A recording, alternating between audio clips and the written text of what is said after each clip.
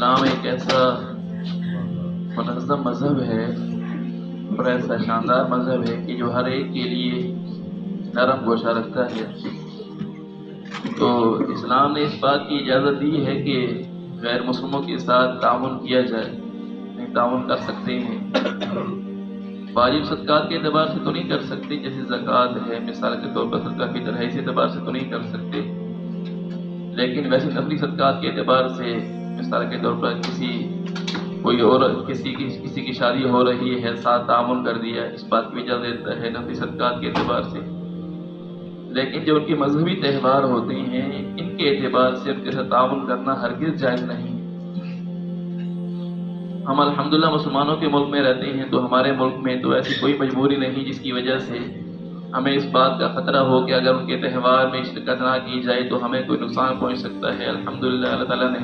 بڑی حفاظت کی ہوئی ہے مسلمانوں کی اس اعتبار سے۔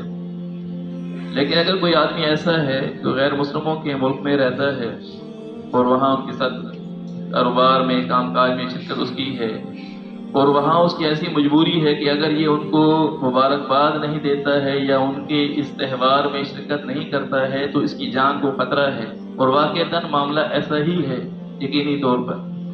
کہ اگر شرکت نہیں کرتا ہے تو اس کی وجہ سے اس کی جان جا سکتی ہے، اس کو نقصان پہنچ سکتا ہے۔ تو ایسی صورت میں یہ ان کو مبارکباد دیتا ہے یا ان کے ساتھ شرکت کرتا ہے تو اس کے لیے اس بات کی گنجائش ہوگی، اور جہاں ایسی مجبوری نہ ہو وہاں ہرگز گنجائش نہیں ہے۔ ہرگز اس بات کی اجازت اسلام نے نہیں دی ہے کہ یہ ان کے ساتھ ان کے مذہبی تہوار میں شرکت کرے۔